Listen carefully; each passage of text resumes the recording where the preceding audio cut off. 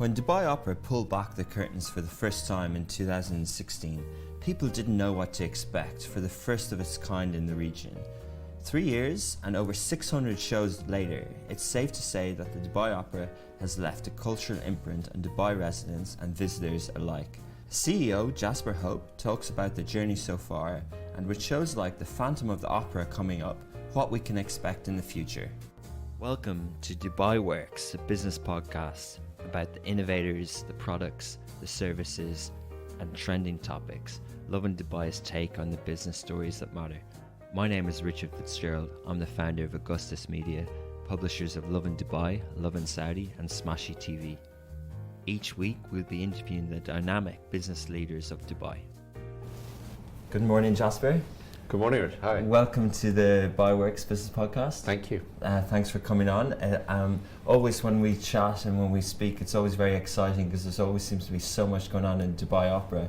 How long has it been going now, and what's the kind of story in the background?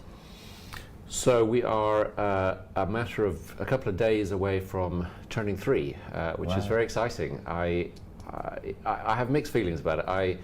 In one sense, I can't quite believe 3 years has gone by, and indeed another 2 years for me in the UAE prior to us opening the door. So 5 years I've been here. Wow. It feels an extraordinarily short time when I think about it. And then I stop and I remember all the things that have happened, all the shows that have already been on our stage in just 3 years. And I think, well, how on earth did we fit that in? Because there are so many, I even forget some. Do you remember the days, the first show, the opening, the inauguration?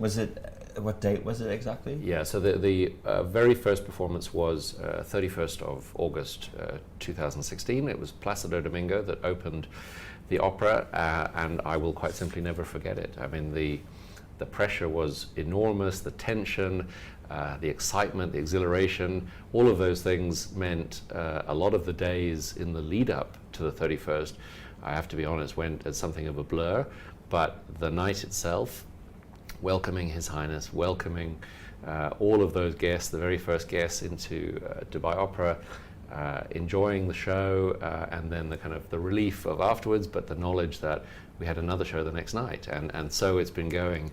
So you almost haven't had a chance to step back and to reflect on everything that's been done? Not very often. I mean, the summer is a little bit quieter. We have a maintenance period, so we close to the public anyway. And that offers a little bit of time for holiday, it offers a little bit of time for reflection. I also have a role that means I need to be looking forward. I need to be looking at what might come next, who might come next, how. I mean, you have to look back and decide how things have gone. Did the audience respond well to it? Did they buy tickets? Did they come and enjoy it? And if they did, do they want more of it? So you have to think about what has happened, but a lot of the job is about, well, what's next? Because this is Dubai, right? This is an exciting, dynamic city, and everybody's, I think many businesses always looking forward, and we're no exception. So you mentioned, before we delve into some of the performances, I'm keen to talk about them, you mentioned the maintenance, and just to take a step back about the architectural masterpiece that Dubai Opera is, what goes into keeping it going and keeping it up, and what sort of reaction do people get out of the venue still?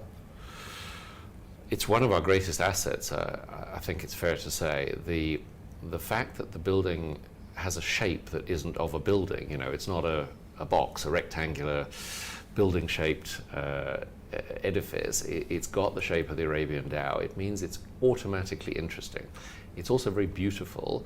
And it's made of glass, which is entirely deliberately, the architect wanted people to be able to see it, not to feel excluded from somewhere which, let's be honest, in this region there aren't a lot of. There aren't a great deal of theatres or entertainment spaces of that kind. And if you've never been to a theatre or an opera house before, or you're not used to going to theatres, they can be a bit intimidating. If you go to the opera in Paris, if you go to the opera in London, they're magnificent buildings, but they're very formal, and maybe people just don't feel comfortable necessarily thinking about the idea of going into one.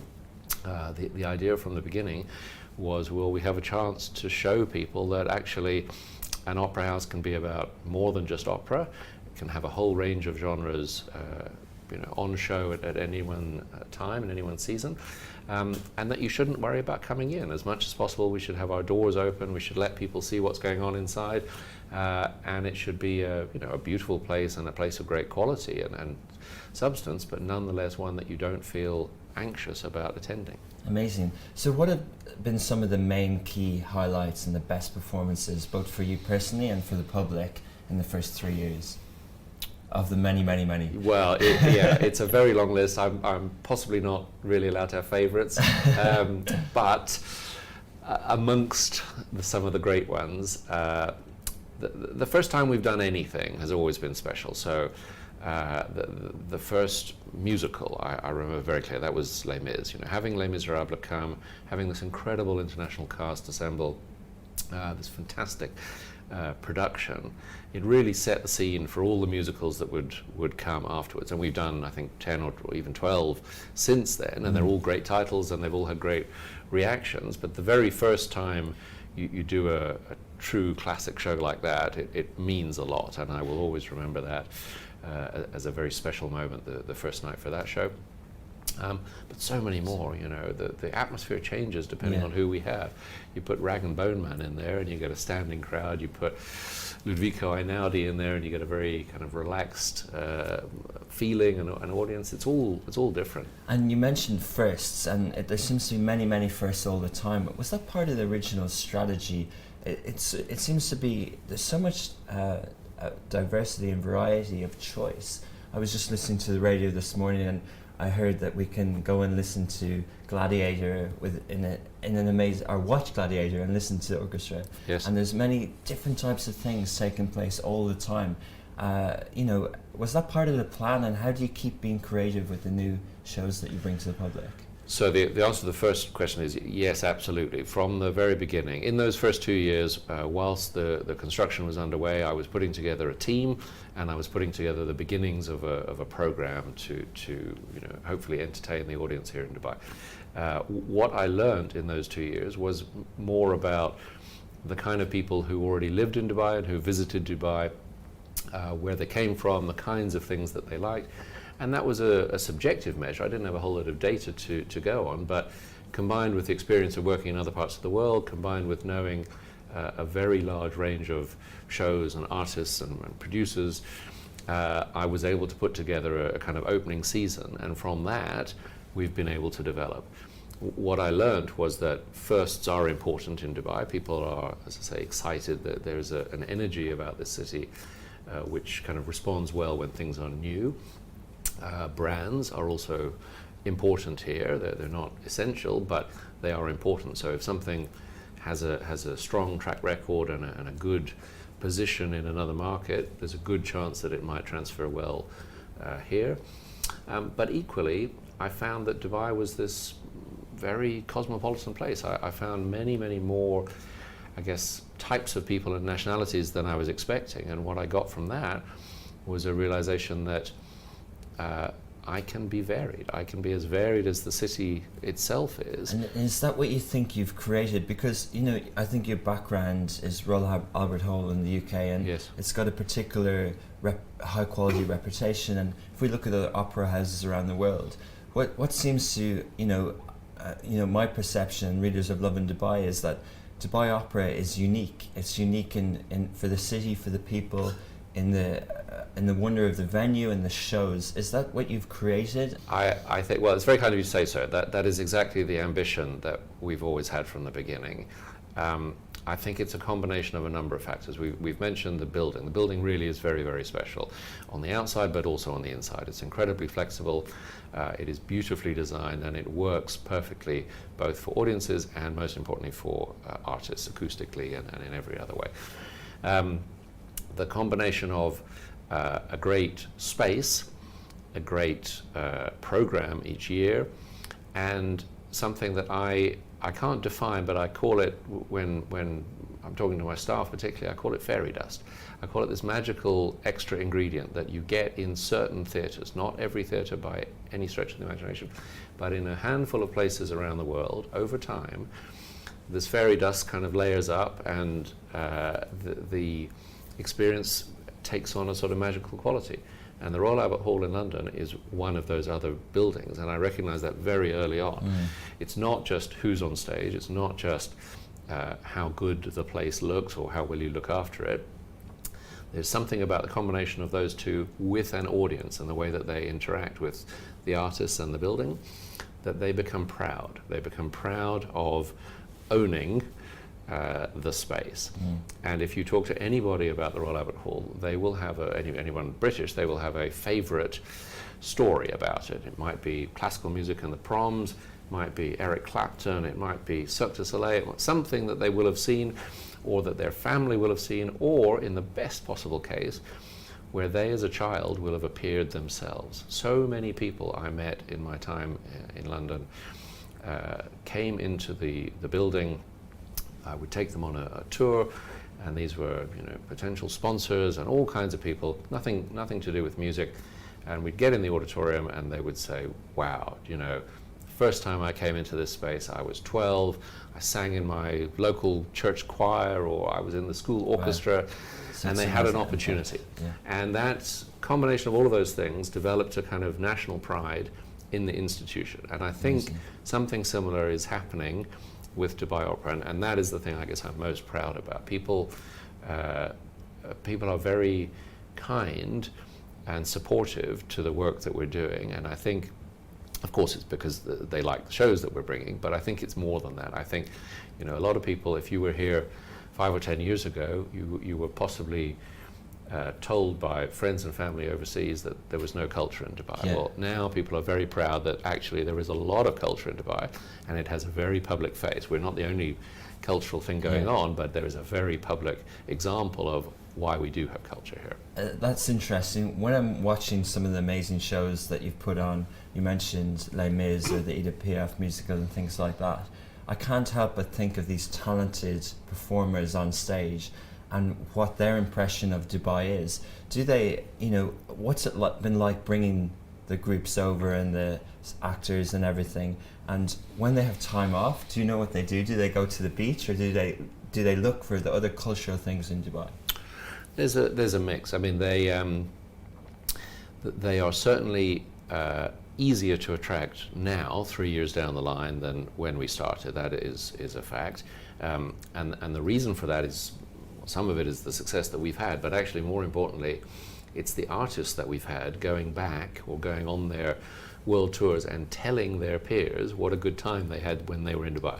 Great audiences, great performance, great reception, and yes, in their spare time, if they were here for a number of days, not just one night, other stuff that they could do, either exploring the city, more widely the country, or even the region, and for some of them, the case of the big musicals, Les Mis and Mary Poppins, when Phantom of the Opera comes, those cast and crew will be here for more than a month. Oh wow! In each of those cases, so they have quite a lot of time, downtime, days off around the shows, but just during the day. They're not working during the day. Their job is in the evening when they come and entertain us all.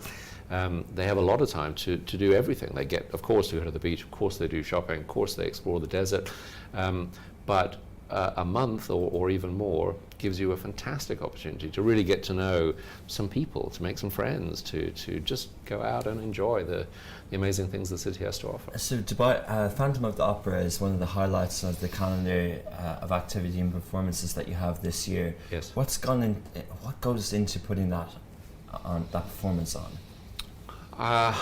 A show like Phantom of the Opera is it's incredibly special for us to, first to aspire to. It didn't just happen automatically. You have to kind of earn the right to present a show like that. Everybody in the world wants a production of Phantom. It could appear in many more places simultaneously than it does.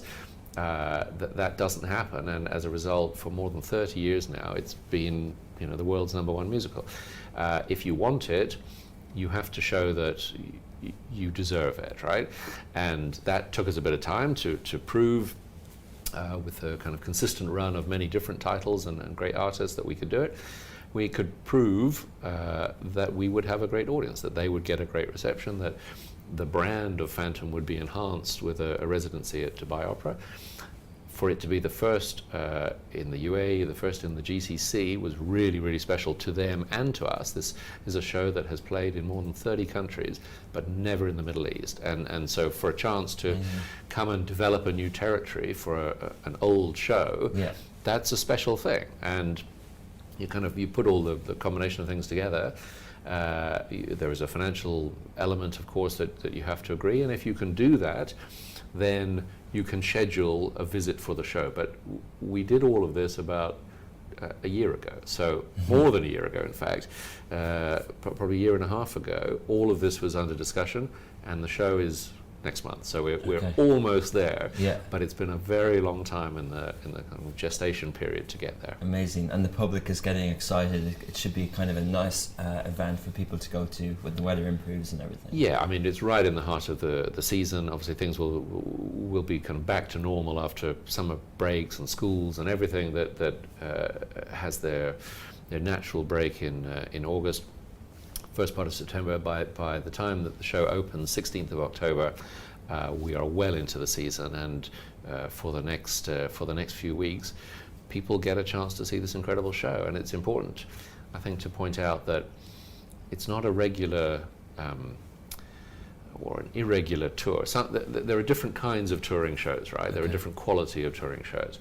What we have in the case of Phantom of the Opera is the original London production. That is what you would have seen if you were there 20 years ago or 30 years ago. You're getting to see the best of the best. This isn't a kind of cut down, slimmed down version.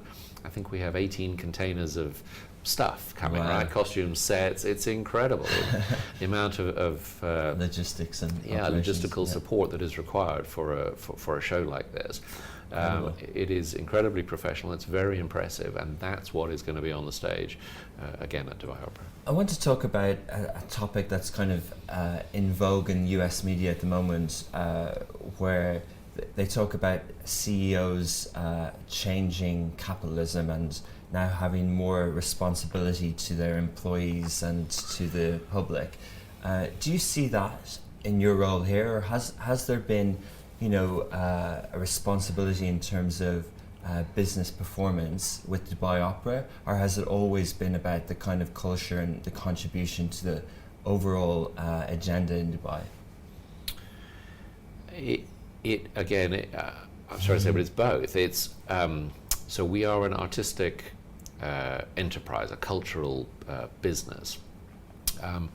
And the way these cultural businesses work in different cities and different countries varies depending on who owns them. So in some cases there is an arts council or a governmental body, a ministry of culture, and they take care of the funding, they set the guidelines, they set the rules for programming. And in those cases, finances aren't really a consideration in terms of choice of show or choice of experience for the audience. It's all about inspiration. It's all about developing young talent locally as well as internationally. It's about showcasing the best in a certain genre or a number of genres.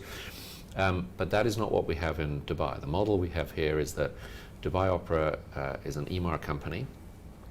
EMAR, as you know, is a very commercial enterprise.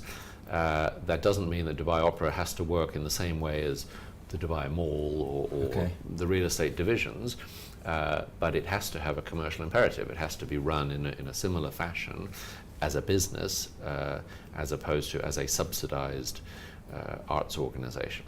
So when we look at shows, when we look at whether something will work or not, there is some flexibility, because there are some genres, opera itself, for example, which is frankly almost impossible to make any money out of. It's such an expensive undertaking. There are so many people involved in an opera production. I have the Shanghai Opera House coming next week. There are almost 300 people coming from Shanghai. It's a phenomenal undertaking, right? It is extremely unusual to make a profit out of an operation like that. So it's not that every single thing I do has to make money, but overall, some things absolutely have to make money. I need to pay for the operating costs of Dubai Opera. I have a staff, I have a regular program to fund, and as long as I can achieve the right balance, and that is a financial balance, but also it is a social balance. It means that firstly there are extended benefits. So if people are coming into Dubai, for example, for a weekend to see Phantom of the Opera, they are flying in, I hope on Emirates or Fly Dubai. They are certainly staying in a hotel. They are possibly going out to eat and shop, and there are all of these additional commercial opportunities, not just for Emaar, but for Dubai.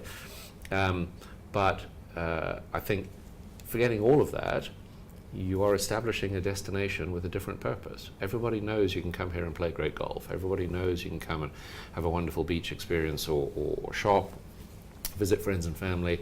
And at certain times of the year, they know you can do some cultural things. You can visit Art Dubai. You can go to one of the design or fashion events that happen, periodically through the year, or even something musical. But in Dubai Opera, there is a permanent cultural presence. So every single week, every single month, something is going on. And some of them are really big, high-profile international shows like Phantom. Some are smaller. We have a chamber music series in our small studio space. But regardless of what it is, something is being generated. Some cultural business is being generated. And that we've had a lot of support for, because a lot of other businesses, unconnected, have seen that for client entertainment, for staff morale, for incentive schemes, for all sorts of things. Actually, Dubai Opera is a great asset. They can work with us to find something that helps them, and there's not there can be a direct financial benefit involved, but it's not specifically about do this and it makes X. It's a combination of factors. Amazing. Just to talk about how people have kind of welcomed Dubai Opera from Dubai. How are they attending Dubai Opera? Is it a treat? Is it, after 3 years, are people kind of becoming more used to visiting back? What's your kind of repeat visitors numbers like, and how is it ingrained in the kind of natural entertainment behaviour, outgoing behaviour of people who live here? So there's absolutely a group of people for whom cultural entertainment, enjoyment is a big part of their lives, and they are our kind of best customers. Because our program is so varied, it's not that they only come when we have a musical. What they tend to do, those people, that group of people, the people who are visiting kind of, let's say, at least 6 times a year, if not more, they're looking at the program and they're saying, okay, well, in October we'll do the musical, in November we'll do a pop concert, in December we'll go to the Nutcracker, in January we'll do and picking a mix. And each time they come, of course it can always be date night, but what we tend to find is actually the group is usually a little bit larger than 2, somewhere between 2 and 4 depending on the genre. So they're bringing friends, they're making a night out, which I guess might be a birthday, it might be an occasion that goes with it, but I think more often than not it's just, oh look, this month they've got this show on, let's go with our friends, the so-and-sos, let's get together and just go out. And they are our kind of, as I say, best customers. They come the most on the most occasions in any one year. But more and more, people are just finding, because we're doing more and more, that there's more stuff they want to come see. And what about the Gulf nationals, and particularly people coming from Saudi Arabia and other GCC countries? We hear of the appetite for cinema and entertainment in Saudi Arabia. Has that transferred over to live performance and opera and musicals as well? It's coming. I mean, it is most noticeable when we have a long-running show. So if it's just one night and one night only, it is more likely that, and certainly if it's during the week, more likely that it will just be Dubai residents or tourists that happen to be here on holiday over that week. Where it's a show like Phantom of the Opera, it's running for a number of weekends. It is announced 6 or 8 months in advance. There's much more time for people to be able to plan, to package with a hotel stay. And if you come on a weekend while we have Phantom on, for example, I think you'll see a lot more Saudi nationals, for example, or Kuwaiti, Omani, coming in for a weekend, whereas weekday will mostly be Dubai residents. So if it's available, it is something that they're willing to kind of go and see, as just like the cinema and other things, even though it hasn't been part of an offer before. It hasn't been part of an offer in Dubai, but remember, a lot of those people have travelled to other parts of the world. It's always been an offer in London, it's always been an offer in New York. Yeah. There are many other places where it is automatically part of the things that you think about doing when you visit one of those cities. What's on? Yeah. A concert, a theatre show, a play, something.